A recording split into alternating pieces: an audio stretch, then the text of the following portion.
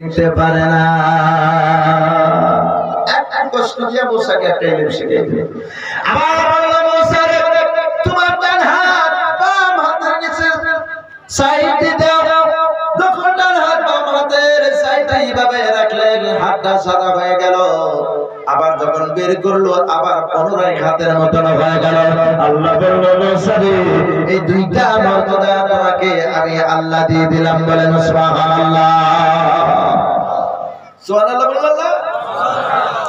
বন্ধুরা আমার, এই দুইটা মর্যাদা নিয়ে মুসা নবী যখন রওনা করলেন, ওনার দিন প্রচার যখন শুরু করলো, মুসা যখন ফিরআউনের দলকে যখন দিন প্রচার শুরু করে দিল, বন্ধুরা আমার, ভাইজানেরা, তারা তো মুসা নবীর দিন মানে না, মুসা নবীর দিন মানে না।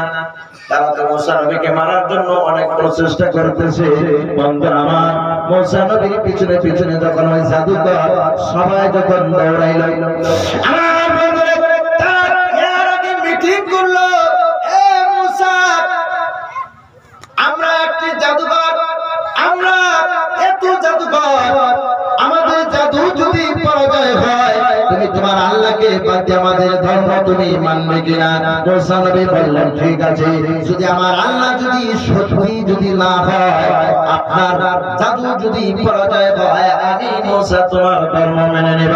আমার মুসলমান হাজার হাজার জাদুকর বিরাট বিরাট রশিগুলো নিয়ে আসে, আসার পরে বিরাট একটা ফিল্ডের মধ্যে জাদুকররা ওই রশি ছেড়ে দেয়, সাপে পরিণত হয়ে যায়।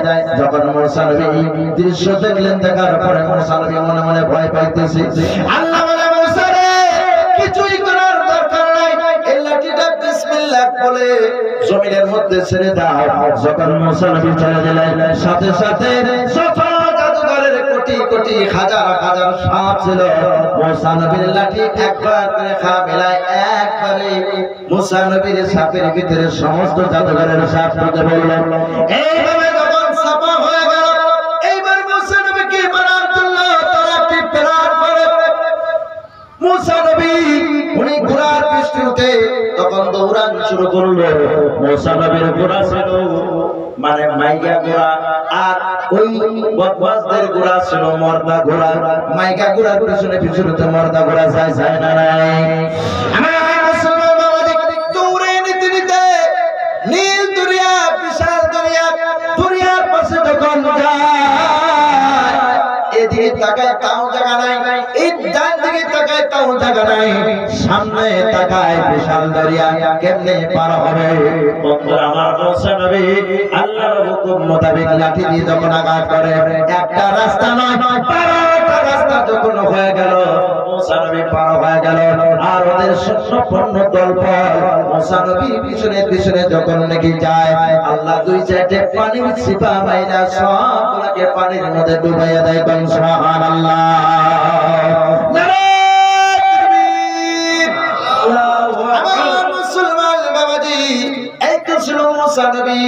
মুসা নবীর এত আল্লাহর সাথে গভীর মহব্বত, গভীর ভালোবাসা ছিল। বন্ধুরা আমার, আমার ভাইজানেরা, একদিন হঠাৎ করে মুসা নবী এইভাবে পরাজিত হয়ে গেলেন। পরাজিত হওয়ার পর মুসা নবী একটি গভীর পাহাড়ের নিকট দিয়ে রওনা করলেন। কিছু নতুন নতুন কথা আপনাদের কাছে বলে যাব। বাগানের হরিণ বাঘ ভাল্লুক সব মুসা নবীর কাছে দৌড়ে আসছে। হুজুর, পাহাড়ের মধ্যে পানিতে ভর্তি হয়ে গেছে, চলাফেরা করা আমাদের জায়গা নাই, কাজ করার জায়গা নাই, আর করার জায়গা নাই, দাঁড়ানোর মতো জায়গা নাই। আল্লাহর কাছে একটু সুপারিশ করে পানি শুকাইয়া দাও। বন্ধুরা আমার, মুসা নবী দৌড়ে আল্লাহর কাছে গেলেন। এ আল্লাহ, আপনি এটা কি করলেন? পাহাড় পর্বত সমস্ত পানি দিয়ে ডুবে গেল,